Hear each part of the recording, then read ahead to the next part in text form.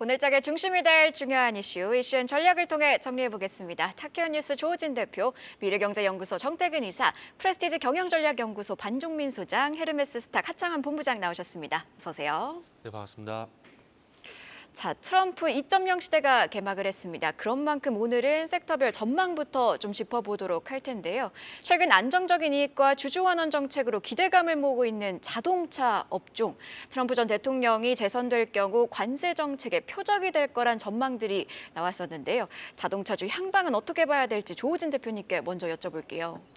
예, 일단 트럼프 대통령이 승리했는데 승리했음에도 불구하고 우리가 점검해야 될 또 하나 사안은 이제 그 의회입니다. 왜냐하면 결국 법안이 이제 어떻게 될 건지 봐야 되는데 상원은 이제 공화당 다수당이 확실해졌고 하원만 이제 지금 개표를 진행 중이기 때문에 하원이 이제 어떻게 될 것인지를 봐야 되는데 하원은 이미 공화당이 이번 선거와 무관하게 다수당입니다. 그러니까 하원도 다수당 가능성이 높다. 그러면 공화당이 이제 상하원을 다 장악하기 때문에 레드웨이브를 하죠. 그렇다면 트럼프 대통령이 승리했고 공화당 역시 상하원을 다시 장악하면 대통령 기조에 발맞춰 갈 수밖에 없다. 그리고 모든 게 다 그렇지만 미국은 여론의 국가이기 때문에 이번에 이제 승리를 했는데 아슬아슬 승리했다 이런 것과 이번에 결국 아마 네바다랑 일리노이 제가 들어오기 전까지 이제 네바다랑 한 주가 개표가 안 됐던데요. 다 이긴다고 하면 310명의 그 선거인단을 확보하게 됩니다. 압도적인 승리죠. 전체적인 표수도 이제 이겼고 그렇다면 트럼프의 공약이 이제 더 박차를 가할 가능성이 높다. 그 중에 하나 이제 우리가 바라봐야 될 게 이제 IRA가 어떻게 할 것이냐를 봐야 되는데 IRA는 폐지하겠다고 이미 수차례 얘기했는데 그 IRA에 대해서 폐지 못할 것이라고 얘기하신 분들 계셨어요. 왜냐하면 법안을 통과해야 되니까 그 상하원을 다 통과해야 되는데 이게 쉽겠냐라는 이제 그런 근거였는데 좀 전에 말씀드린 대로 상하원을 모두 다 이제 공화당이 장악한다면 IRA 폐지는 이제 기정사실이다. 그렇다면 IRA 폐지가 기정사실이라면 이제 전기차 업종은 이제 사실상 이제 4년간은 힘들다라고 보시면 되겠습니다. 전기차 업종은 이제 보조금과 정부 지원금 없이 기존의 내연기관 차랑 이제 그 맞붙었을 때 시장에서 외면을 받았습니다. 이건 어쩔 수 없는 사실이고요. 그렇다면 이제 전기차 업종은 힘들다라고 보시면 되겠고. 4년 내내요? 그렇죠. 예.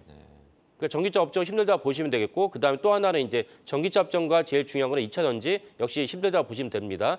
그럼 왜 내연기관차는 되게 좋다라고 봐야 되는데 그럼 현대기아차 좋을 것이냐라고 봤을 때 사실은 가장 중요한 것은 이번에 오늘 주식시장의 반을 보면 아시죠? 테슬라가 15% 올랐어요. 테슬라가 15% 오른 거는 트럼프 당선의 또 다른 공신이 이제 일론 머스크입니다. 일론 머스크가 무슨 일 했냐? 찬조 출연해서 좋았냐? 이게 아니고 일론 머스크가 트위터를 인수하면서 예전에 이제 기존의 트위터 경영진은 트럼프를 차단했다가 X가 이제 트럼프 인수하면서 트럼프 계정을 풀어줬어요.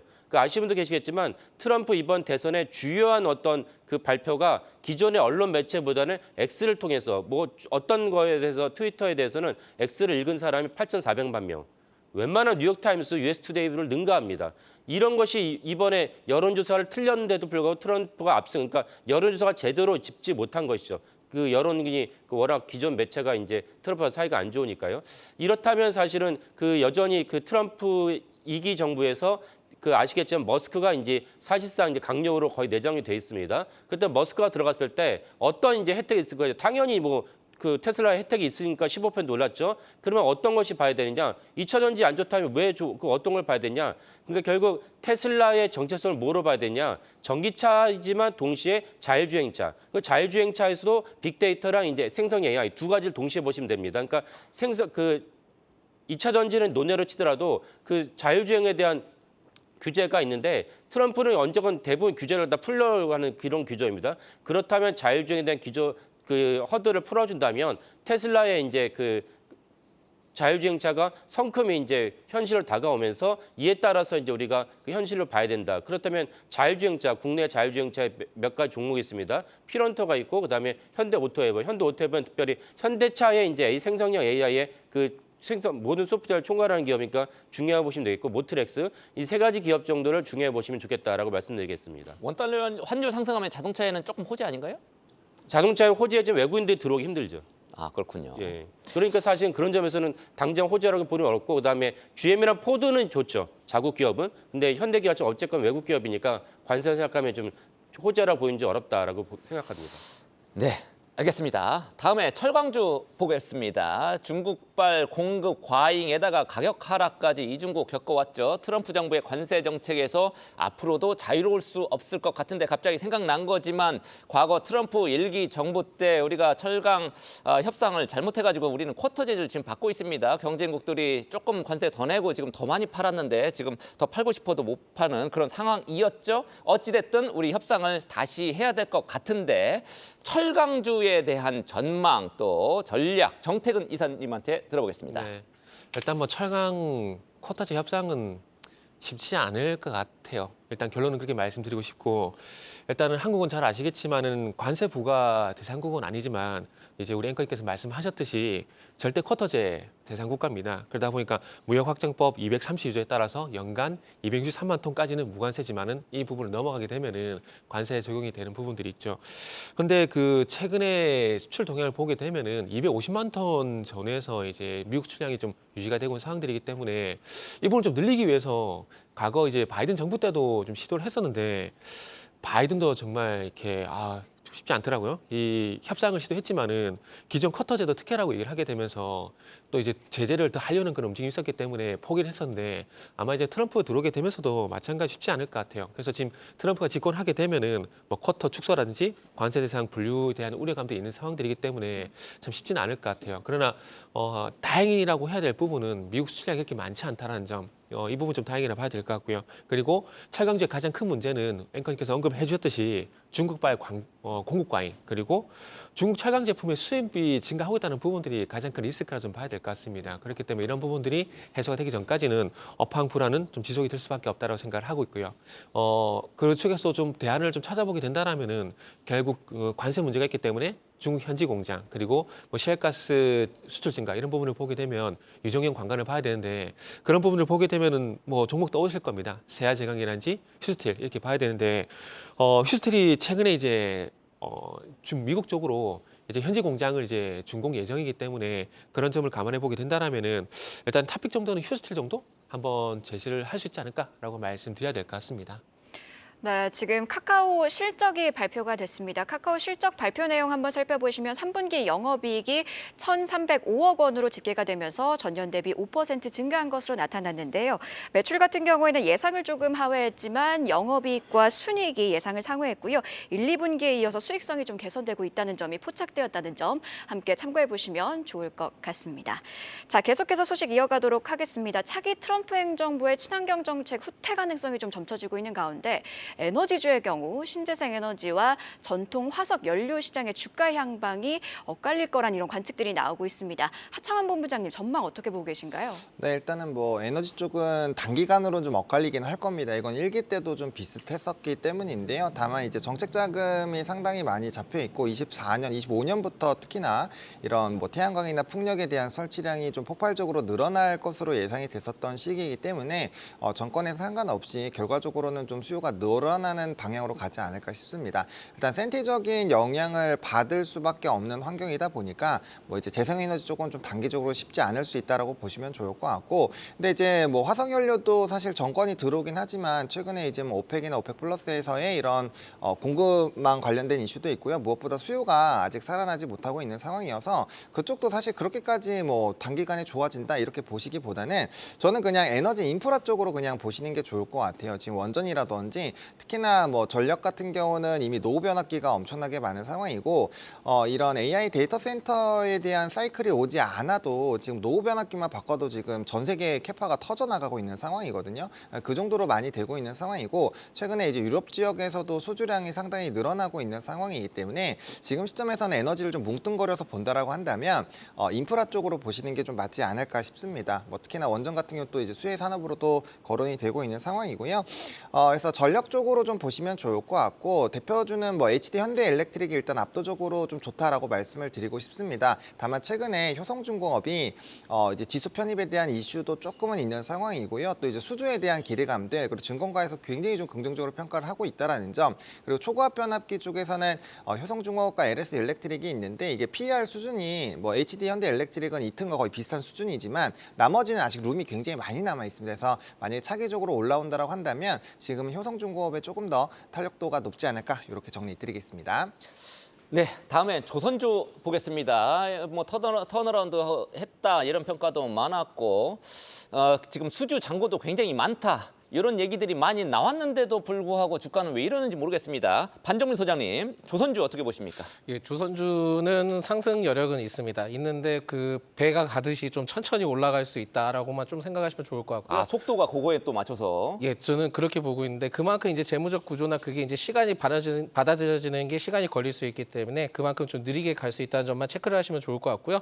지금 뭐 앞서 이제 뭐 말씀하셨던 부분 중에 이제 LNG 선과 관련된 내용에 대해서는 트럼프 수혜로서 충분히 받을 가능성이 높다라고 보시면 될 것 같고, 그리고 미국과 이제 중국 간에 이제 갈등이 생기게 되면서 조선업 쪽에 대해서 좀 분위기가 오히려 반사 수혜에 대한 가능성도 계속 좀 열어두셔야 되기 때문에 결국 이제 뭐 관세든 여러 가지 분위기를 봤을 때 중국에 대한 견제에 대한 내용이 계속 나오게 된다 한다면 오히려 우리나라 조선업종에 대해서는 좀 굉장히 긍정적인 분위기를 연출할 수 있다라는 말씀을 드리겠고요.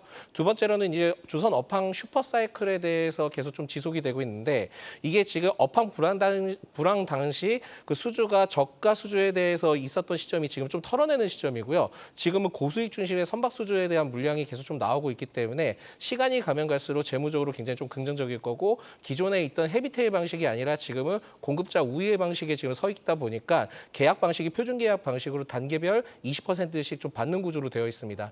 그렇게 된다 한다면은 재무적인 구조를 봤을 때는 오히려 지금 조선 3사의 경우에는 연간 그 영업이익 흑자에 대한 부분들이 좀 연출이 될 가능성이 높고, 하나오션 포함해서요. 예, 맞습니다. 그래서 이러한 분위기가 내년까지 계속 좀 초반까지는 이어질 가능성이 높기 때문에 조선주에 대해서는 그렇게 크게 문제가 없다라고 보시면 될 것 같고요.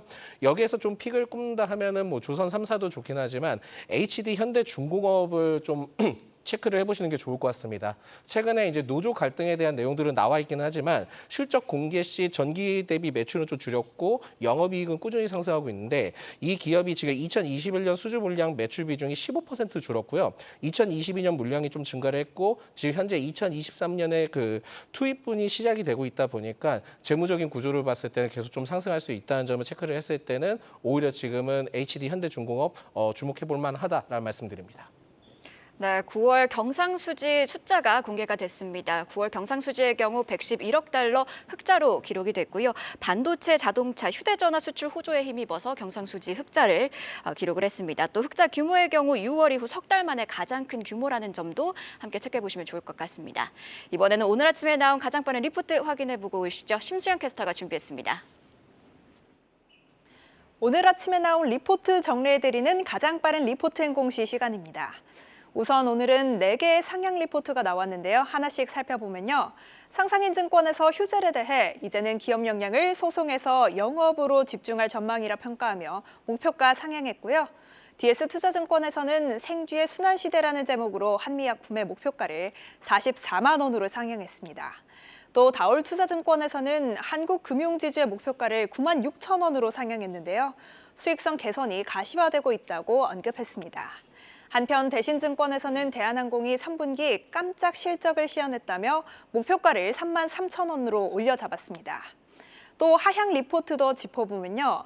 대신증권에서 카카오게임즈와 관련해 2025년 기대작 출시에 따른 모멘텀 발생은 아직 이른 것으로 판단한다며 목표가를 18,000원에서 17,000원으로 내려잡았습니다. 마지막으로 유지 리포트도 살펴보면요. 스카이라이프와 관련해 대신증권에서 방송 가입자 감소폭이 확대됐지만 신사업으로 인해 수익성이 개선됐다는 평가를 내놨습니다. 그렇다면 먼저 휴재래 리포트부터 체크해 보겠습니다. 상상인증권에서는 오늘 아침 휴재래 목표가를 38만 원에서 40만 원으로 상향했습니다. 투자 의견은 매수를 유지했는데요. 이번 3분기 마진이 좋은 미국 톡신 수출로 원가율이 예상보다 더 개선되고 소송비와 인건비 등이 감소하며 수익성 개선으로 이어졌다고 언급했습니다. 다만 필러 매출과 관련해 내수가 부진했다고 언급했고요. 2025년 북미 지역을 중심으로 에스테틱이 강화되고 필러와의 영업 시너지도 나타날 것이라 전망했다는 점 투자에 참고해 보시죠. 마지막으로 대한항공도 살펴보겠습니다. 대신증권에서는 대한항공의 목표가를 3만 원에서 3만 3천 원으로 상향하며 이번 3분기 여객과 화물의 견고한 수요로 호실적을 기록했다고 평가했는데요. 국제선 여객 부문의 경우 미주와 동남아, 일본, 중국 수요 증가로 4분기에도 안정적인 성장 기조를 이어갈 것으로 예상했고요. 항공 화물 부문은 4분기 성수기 효과 및 시커머스 물량 증가로 수익성 개선을 예상했습니다. 다만 트럼프 대통령 당선으로 인해 원달러 환율과 유가가 복병으로 작용할 가능성이 있다고 예상했는데요. 단기적인 변동성 확대 이후 안정화가 기대된다고 덧붙였습니다. 지금까지 가장 빠른 리포트앤 공시 심수연이었습니다. 계속해서 이슈 이어가도록 하겠습니다. SK하이닉스의 2025년 디램 공급량이 크게 확장될 거란 분석이 나왔습니다. 글로벌 3대 디램 제조사 가운데 최대치에 달할 것으로 전망되고 있는데요. 자세한 내용과 투자 전략 조우진 대표님 짚어주시죠. 그러니까 트렌드 포스에서 이제 내년 디램에 대한 전망을 내놨는데 그 크가지 두 가지 이제 기준 좀 내놨습니다. 하나는 뭐냐면 HBM 기준, 그다음에 HBM 말고 중국 기준. 그러니까 중국이 없을 때 HBM을 포함할 때 이런 게 해서 내놨습니다. 그래서 일단 HBM은 이제 뭐 많은 분들이 아시겠지만 HBM3, HBM3E가 있는데 이 시장에서는 SK하이닉스가 이제 1등 기업이고 세계적 강자이고 그 HBM에 이제 엔비디아 말고도 뭐 다른 데도 많이 받고 있어요. 뭐 AMD도 있고 뭐 심지어 아마존도 받고 있는데 그러나 전체적인 볼륨과 마진에 있어서는 뭐 압도적으로 엔비디아가 중요하다. 그러니까 엔비디아 납품하느냐 납품하지 않느냐에 따라서 달라진다라고 보시면 되겠고 삼성전자 주가가 계속 안 좋은 이유는 엔비디아 납품 못하기 때문입니다. 이런 관점에서 보시면 되는데 그럼 내년 어떻게 할 거냐? 그 HBM3는 뭐 삼성전자 올해 벌써 11월이기 때문에 이제 HBM3 납품을 못하는 것 같고 HBM4에서 이제 삼성전자가 한번 뒤집어 보겠다, SK하이닉스 뒤집어 보겠다 이런 이제 그 자세를 보고 있는데 3등 기업이 그러니까 HBM3에서 HBM 관점에서 3등 기업이 삼성전자가 3등 기업이 1등 기업이 된 적이 있느냐 한 번에 그런 적이 없습니다. 근데 그런 관점에서 좀 어렵다라는 것이 제 입장이고 그렇다면 내년에 HBM 시장이 커져도 여전히 이제 SK하이닉스가 주도할 것이다. 그리고 이제 조금 전에 전망이 나왔고 많은 분들이 아시겠지만 젠센 황이 SK하이닉스한테 HBM4를 갖다가 좀 더 빨리 공급을 해달라. 6개월 빨리 공급할 수 없느냐라는 이제 얘기를 최태원 회장이 공개석상에서 얘기를 했죠. 그래서 이제 HBM에 대해서 SK하이닉스가 또 한 번 주가가 올랐는데 여전히 HBM4에서도 이제 SK하이닉스가 주도한다는 것이 그 두 분의 어떤 발표로 이제 알 수가 있었고 그런 관점에서 SK하이닉스가 원래는 이제 청주에 있는 공장은 이제 범용의 이제 공장이었는데 사실은 이제 청주의 공장까지 HBM으로 확대했다고 이제 공언을 했어요. 뭐 굳이 트렌드 포스 발표가 아니어도 이미 나왔기 때문에 그 상반기에도 이제 청주 공장까지 합치면 이제 SK하이닉스가 더 긍정적이다 이렇게 볼 수가 있겠습니다. 네, 우리 조 대표가 그동안에 계속 SK하이닉스는 롱이고 삼성전자 숏 계속 얘기를 했었는데 좀 들어맞는 것 같습니다. 지금까지 보면 SK하이닉스 글로벌 빅테크 기업들을 등에 업고 그야말로 탄탄대로를 달리고 있는데 트럼프가 TSMC, 대만의 TSMC 뭐 사실상 욕도 하고 그랬죠. 그럼에도 불구하고 간밤에 엔비디아 주가는 더 뛰었습니다. SK하이닉스 같은 밸류체인에 들어와 있는 SK하이닉스도 좋은 흐름 계속 보여주길 기대하겠습니다. 자, 다음 소식은 더본코리아 얘기, 백종원 대표 얘기입니다. 코스피에 화려하게 데뷔를 했죠. 말 그대로 상장 대박을 쳤습니다. 반정민 소장님 한번 들어볼게요. 일단 그 계속 상승하기에는 좀 제한적일 수 있기 때문에 이 점을 먼저 말씀을 드리겠고요. 일단 뭐 상장을 하려고 하면은 여러 가지 좀 요인 그 성장을 하려면은 요인이 좀 필요한데요. 상반기 매출에 대해서 좀 살펴보니까 내수 비중이 월등히 높습니다. 근데 대표적으로 전체 매출을 보니까 백다방과 그 홍콩 반점의 비중이 굉장히 좀 많다 보니까 여기에서 프랜차이즈 요식업을 통해서 했을 때는 성장 부분에 대한 한계점이 있다는 것을 반드시 좀 체크를 해주시는 게 좋을 것 같고 이번에 그 상장을 할 당시에 그 자금 사용 목적을 좀 앞으로 확인을 해보니까 그 960억 원 중에 탑업의 증권 취득 자금에 대해서 935억 원으로 편성이 되어 있더라고요. 그렇다 하면은 추후에는 이제 M&A나 여러 가지 가능성이 내용들이 나올 가능성이 높다 보니까 이 점을 보셔야 될 것 같고 추후에는 이제 더본코리아에 이제 외식업 확장을 했을 때 서빙용 로봇이나 이런 부분들이 굉장히 많이 도입할 수 있다는 점도 같이 체크를 하셔야 될 것 같습니다. 그래서 M&A 투자 실적을 좀 과거에 있던 확인을 해보니까 위안 더본 국제무역 유한공사에서 김과 미역에 대해서 판매 걱정을 좀 확보를 했던 이력이 있더라고요. 그래서 올해 초에 계속 좀 이슈가 나왔던 게 김과 관련된 이슈가 좀 나왔기 때문에 나중에 이제 더본 코리아의 주가의 그 상승할 수 있는 요인들을 좀 파악을 해보니까 모멘텀을 보니까 해외 성장 아니면 M&A 콘텐츠 그리고 김 이슈에 따라 올라갈 수 있다는 점만 지금은 좀 체크를 해주시는 게 좋을 것 같고 성장 확인 후에 신규 접근이 충분히 가능하기 때문에 지금 무리하게 뛰어들 필요는 없다라는 말씀드립니다. 네, 오늘은 토모큐브가 코스닥 시작에 새로 데뷔하게 되죠. 세포 이미징 장비 및 소프트웨어 분석 기업인데 개장 후에 주가 흐름 어떻게 될지까지 함께 지켜보시죠. 다음 소식입니다. 금융감독원이 고려아연의 유상증자에 브레이크를 걸었습니다. 이에 따라 고려아연 유상증자 효력이 정지가 됐는데요. 자세한 내용과 함께 투자 전략 이번에는 정태근 이사님께 여쭤볼게요. 네.